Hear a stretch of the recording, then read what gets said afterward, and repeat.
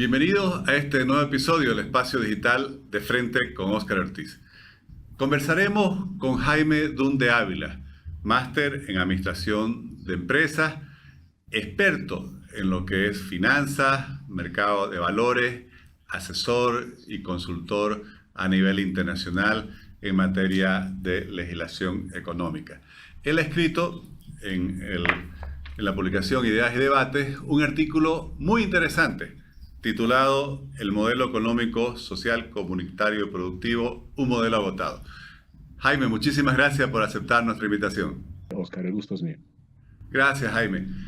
Quería un poco que nos comentes, para la gente que nos sigas por las redes sociales, cuáles son las ideas centrales que te llevan a concluir que este modelo, que siempre se le atribuyó el ser el origen, por así decirlo, lo que se llamó la bonanza económica boliviana, esté agotado. Bueno, básicamente tenemos que remontarnos a la idea central del modelo, ¿no es cierto? Porque este es un modelo que tiene básicamente cuatro pilares, como lo explico ahí en el artículo, que es buscar el crecimiento y desarrollo con base en el aprovechamiento de los recursos naturales, un tema bien importante, a pesar de que se nos ha hablado de que vamos a tener una economía más independiente, industrializada, etcétera, etcétera. En realidad va por el aprovechamiento de los recursos naturales y va a través de aprovechar los excedentes económicos que ciertos sectores estratégicos generan a través de los hidrocarburos, minería, etcétera, etcétera. Y lo que hace es capturar estos excedentes, estos recursos, ¿no es cierto? Y el Estado como un mecanismo de redistribución, lo que va a hacer es pues llevarlos hacia la población a través de la redistribución, a través de los bonos que conocemos, Juancito Pinto, Renta Dignidad, Juana Zurduy, etcétera, etcétera, y hacia otras industrias donde hay también un componente bien importante también de empresas, ¿no es cierto? Entonces, en este rol, el Estado interviene en la economía, básicamente como el planificador, como el empresario, el inversionista, como un regulador, por supuesto que lo es, el gran benefactor, promotor y banquero, ¿no? Pero para que esto funcione, volvemos a uno de los pilares, que es el aprovechamiento del excedente económico que se produce por los recursos naturales. Entonces, evidentemente, cuando vemos, ¿no es cierto?, de que este modelo en realidad aprovecha todos los descubrimientos hidrocarburíferos que se hacen en realidad entre los años 70 y el año 2000, básicamente, que es donde se hace la gran exploración petrolera del país, llega este gobierno a implementar este modelo, más allá también que aprovecha ya que estaba en funcionamiento la ley de hidrocarburos, la 3058, donde se crea el IDH y las regalías. Entonces hay una gran cantidad de dinero y lo aprovecha. Entonces, la lógica dice que este modelo se va a tener que agotar el momento que esta fuente de ingresos generada en gobiernos anteriores se va a acabar. Entonces, eso me lleva a decir, bueno, miren, este modelo nació con una fecha de expiración, su propio pilar que dice aprovechamiento del excedente económico, me está diciendo de que va a terminar el día que esos excedentes terminan. Y en realidad el modelo se agotó, la verdad, el 2014 y hasta ahora lo hemos estado pateando hacia adelante, reemplazando los ingresos de hidrocarburos por deuda básica. ¿Y cómo afrontar las consecuencias del agotamiento del modelo, estimado Jaime? Bueno, el tema sería comprender que una economía crece también con otros mecanismos, ¿no es cierto? Lo que pasa es que para entender el crecimiento de una economía debemos quedar claros de que básicamente el crecimiento viene a través del consumo, viene a través del gasto público, viene a través de la inversión y a través de las exportaciones, ¿no? Esos son básicamente los cuatro motores de cualquier economía, de cualquier país para crecer. ¿Y qué es lo que sucede? Este modelo de estos cuatro motores, ¿no es cierto?, que tiene un componente de demanda externa, que serían las exportaciones y demanda interna, solo se concentra por su característica de capturar recursos y redistribuirlos, se concentra básicamente en el consumo y en el gasto público, ¿cierto? Esos son los dos motores de los cuatro que tiene una economía, esos son los dos motores con los cuales crecemos. Entonces, ¿cómo recomponemos esto? Pues lo que hay que hacer, estimado Oscar, es activar los otros dos motores que los tenemos prácticamente apagados, ¿no es cierto? El motor de la inversión el motor de las exportaciones. Sí, y es más, somos testigos que gracias a las exportaciones, gracias a que subieron de nuevo el precio de los commodities por el conflicto Rusia-Ucrania y previamente por la demanda excesiva que había por commodities en el mundo después de la pandemia, eso nos ha ayudado a ganar más tiempo en este modelo. Entonces, respondiendo a tu pregunta, debemos cambiar de motores. Vamos por la inversión, vamos por la exportación, pero lamentablemente no vemos que el gobierno quiere ir por ahí de manera decisiva. Bueno, eso justamente te iba a preguntar, porque claro, al final la responsabilidad sobre el modelo la tienen las autoridades económicas que están en función de gobierno. Las actuales autoridades económicas son las que además promovieron y por así decir, diseñaron el mismo y no se observa señales que ellos entiendan que el modelo se ha agotado. ¿Cuál es tu proyección, tu percepción sobre el futuro del país si seguimos apostando a un modelo que lo denominas ya agotado? Sí, y mira, y te digo una cosa que creo que es fundamental para entender lo que está pasando. Si hay una cosa que es admirable en este gobierno, es cómo, a pesar de las diferencias internas que tienen, a pesar de toda la controversia que hay, ¿no es cierto?, entre los evistas y los arcistas y todo lo que estamos escuchando, pueden discutir todo menos el modelo. O sea, el modelo es casi una religión para el movimiento al socialismo y discuten absolutamente todo menos este modelo. Es por eso digo, es casi como una religión, es casi como una Biblia y ellos no la van a tocar, ¿no? Entonces, el problema es que si seguimos con eso, pues ya estamos viendo resultados, ¿no es cierto? Donde el exceso de gasto, el exceso de consumo, no solo que nos ha incrementado la deuda pública a niveles, cuando ya tomamos en cuenta la deuda interna con la deuda externa, los más de 5.000 millones que el Banco Central le ha prestado a las empresas públicas, cuando sumamos eso, ya estamos casi llegando al 83-84% del Producto Interno Bruto y obviamente todo este gasto inmenso y este consumo también se ha estado financiando obviamente con las reservas internacionales. Ya estamos escuchando cómo las reservas han llegado a niveles ya muy bajos, especialmente en efectivo. Y déjame poner un pequeñito ejemplo de cómo crece realmente una economía y cómo debería crecer, porque el PIB por sí mismo, ¿no es cierto?, no nos dice mucho. El Producto Interno Bruto por sí mismo no es más que un número muy frío y crecimiento no necesariamente significa desarrollo. Entonces, el Producto Interno Bruto, ¿no es cierto?, un país debería crecer por consumo, inversión, gasto y exportaciones. Entonces, digamos que soy una economía que ha producido 10 granos de maíz. Entonces me consumo 5, invierto 2, ¿no es cierto?, para sembrar de nuevo, gasto 2 granos adicionales para poder cosechar, ¿no es cierto?, hasta ahí tengo 9, y exporto 1, ¿no es cierto? Entonces, ¿qué pasa en un modelo donde de los 10 granos de maíz que has producido, te consumes 5 y te gastas 5?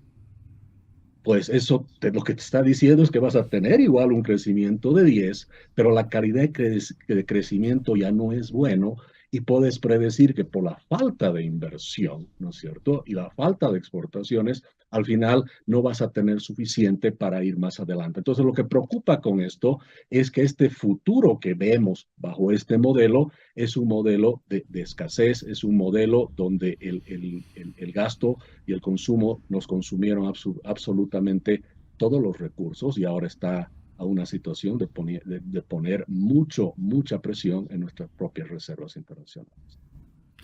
Jaime, mencionabas que, y sobre todo pensando en el futuro del país, porque en algún momento habrá que tomar, no sé, nuevas políticas que permitan superar los problemas que se proyectan. ¿Cómo sería la agenda de políticas económicas que permitirían encender esos otros dos motores que mencionabas, la inversión y la exportación?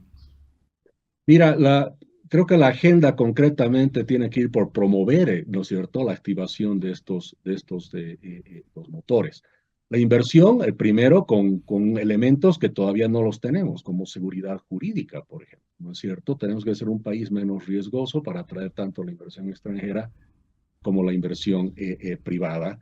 Y el gobierno tiene que tomar en cuenta y tomar la decisión de que el sector privado, ¿no es cierto?, tiene que reconocer que el sector privado es un gran aporte a la economía nacional, no como es ahora, que está en un rol muy relegado, porque dentro de la ecuación, repito, de crecimiento de este modelo, lamentablemente el sector privado no entra por la inversión y no entra por las exportaciones. Entonces es como hemos llegado a una situación donde el gobierno tiene esta característica de querer resolver todos los problemas solo y cree que los puede resolver solo cuando eso no es, esta arrogancia, digamos, de querer resolver todas las cosas solo, no tiene mucho futuro. Entonces es muy importante el tema de la inversión. Y el tema de exportaciones, Oscar, es fundamental.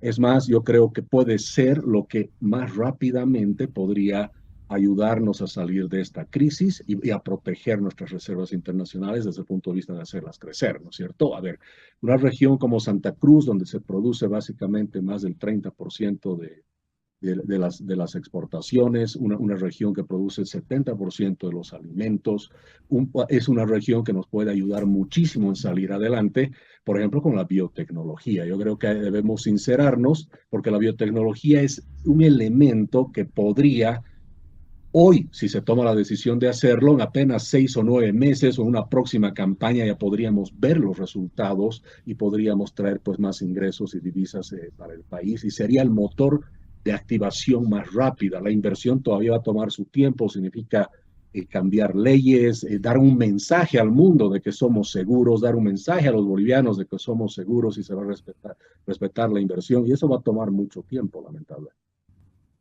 Jaime, y frente a la circunstancia de la economía internacional, vos que me consta que haces un permanente seguimiento de lo que pasa a nivel global, se habla mucho de una posible recesión. ¿Cuál es tu percepción sobre ello y cómo Bolivia debiera prepararse para estas circunstancias internacionales adversas? Bueno, sí, definitivamente, a pesar de que hemos visto algunos números de una inflación posiblemente más controlada, ¿no es cierto? Y que ya empieza a disminuir en el mercado internacional, sin embargo, no estamos fuera de una recesión, ¿no? O sea, los mismos indicadores nos están mostrando de que hay un incremento muy grande en las tasas de interés, especialmente a corto plazo. Estamos en una situación donde un bono del Tesoro de Estados Unidos está cercano al 4,7%, ¿no es cierto? Que es una tasa tremendamente alta. Y obviamente lo que está sucediendo a nivel mundial es que para combatir la inflación se está enfriando las economías, se está posiblemente yendo hacia una recesión. Y como país, obviamente, debemos estar muy cautelosos ante esa posibilidad, porque el primer efecto que vamos a tener es obviamente con esta subida de tasas de interés. Primero es que la posibilidad de ir a los mercados internacionales para poder financiar prácticamente el 20%, perdón, el 30% de la inversión pública ya no es una realidad. Pensábamos ir al mercado internacional este año por 2.000 millones de dólares y con estas tasas de interés. Y en caso de que entremos en una recesión que puede ser más complejo, estas tasas podrían ser aún más inalcanzables, ¿no es cierto? Eso por un lado. Y por el otro lado, otro de los factores de alguna manera económicos que se han vuelto un patrimonio de los bolivianos es la inflación baja, ¿no es cierto? Pero justamente si tenemos más desequilibrios en la economía internacional, los precios internacionales empiezan a subir y eso obviamente se va a empezar a filtrar como que ya se está filtrando a la economía boliviana, ¿no es cierto? Ya hemos terminado el 2022 con una inflación sobre el 3%, que aunque relativamente es baja, es 3 veces o más de 3 veces más alta de lo que fue el 2021. Entonces, Bolivia no es una isla y va a empezar a verse afectada por otro lado, por muchos lados. Y el otro tema también que sucede cuando tienes estos aspectos de tasas de interés altas en otros países, ¿no es cierto? A pesar de que estén en recesión, el dinero se mueve, las divisas se mueven y es muy posible que empecemos a ver, es más, creo que ya está sucediendo en el país donde ciertos dólares, ¿no es cierto? Ciertos ahorros en dólares de la ciudadanía boliviana se empiezan a trasladar hacia otros países donde hay mejor seguridad jurídica y encima hay tasas de interés también que son más altas. Jaime, durante muchos años en nuestro país, pero también a nivel internacional, parecía que la economía había dejado de ser algo por lo cual preocuparse, como que en el llamado superciclo de las materias primas entre el 2006 y el 2014. Las economías marchaban, incluso a pesar de algunas políticas económicas erradas en distintos sistemas políticos. Sin embargo, hoy nuevamente estamos hablando de inflación, de recesión, en muchos países de evaluación. Está claro que hay otros contextos muy diferentes, que es el que viene en los próximos años.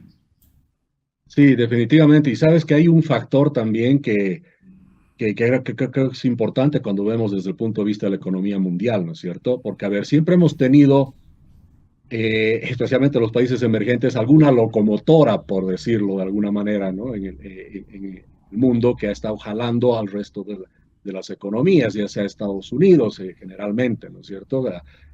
O la India en su momento, y la China, y qué sé yo. Entonces, justamente hasta el 2008, la gran locomotora mundial, como todos sabemos, era prácticamente Estados Unidos, ¿no es cierto? Y después de la crisis inmobiliaria del 2008, pues, ¿qué es lo que sucede? Estados Unidos ya entra en una recesión muy, muy grande, y ese es su rol de locomotora es tomado por la China.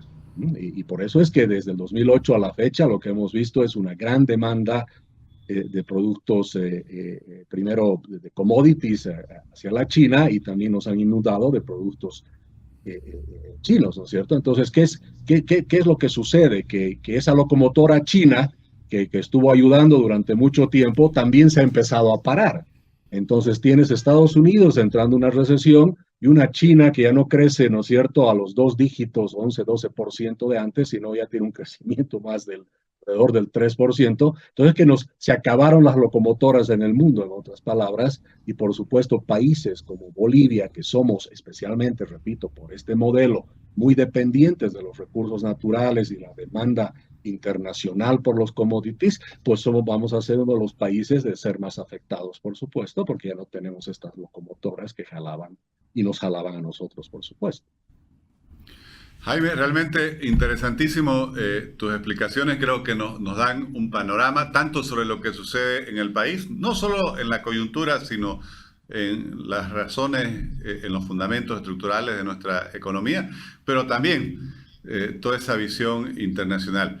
Te agradezco mucho, Jaime, por haber aceptado nuestra invitación y compartir tus ideas y tu análisis en este episodio de nuestro programa digital. Gracias a ti, Oscar. Un gusto estar en tu programa, como siempre. Muchas gracias.